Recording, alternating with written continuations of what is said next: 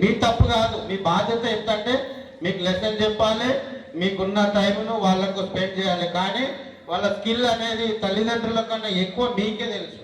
ఎందుకంటే ఉదయాన్నే తండ్రి లేచి బయకాడిపోతాడు, తల్లి కూలిపోతుంది. వాళ్ళ ఇంటికి వచ్చే టైంకి వీళ్ళు వండుకుంటారు.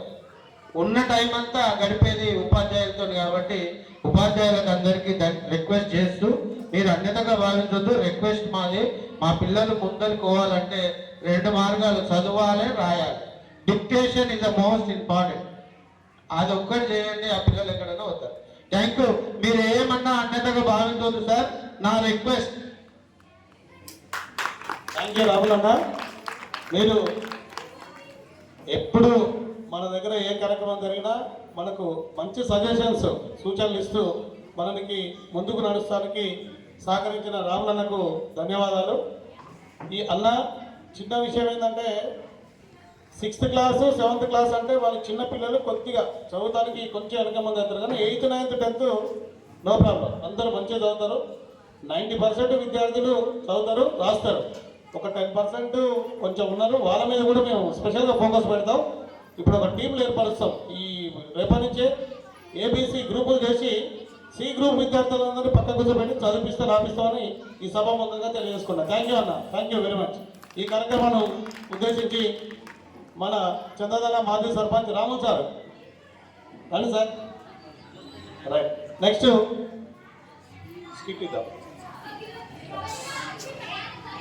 10th class Varshika and group. 10th class Varshika and group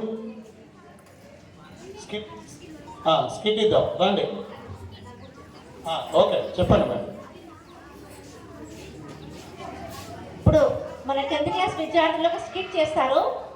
అది వాళ్ళ టెక్స్ట్ బుక్లోంచి ఉన్నటువంటి ఒక స్టోరీ.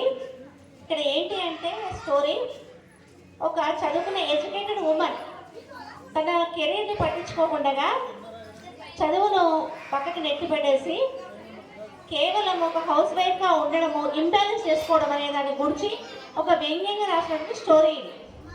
అంటే ఒక చదువుకున్న స్త్రీ తన కుటుంబాన్ని సంరక్షించుకుంటూ, తన కుటుంబాన్ని చూసుకుంటూ, ఎట్ ది సేమ్ టైం తన చదువును సమాజానికి ఉపయోగపడే విధంగా ఉపయోగించుకుంటూ, నడుచుకుంటూ తన కెరీర్ని తీర్చిదిద్దుకొని ఆదర్శపరంగా ఉండాలి, తన ప్రతిభ నొక్కి పెట్టరాదు అని ఒక వ్యంగ్యమైనటువంటి స్టోరీ.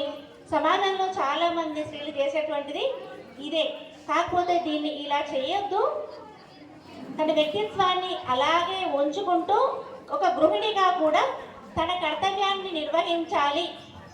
గృహిణిగా కర్తవ్యాన్ని నిర్వహించడం కూడా చాలా ముఖ్యం జీవితంలో.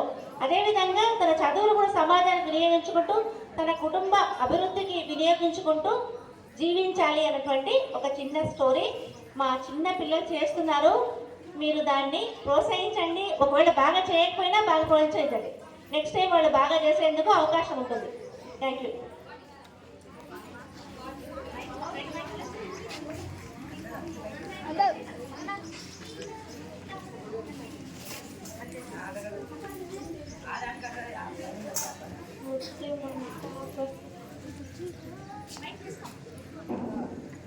ముత్యమంతా పసుపు ముఖవెంపకాయ ముత్తైదులు కుంకుమ బతుకెంపకాయ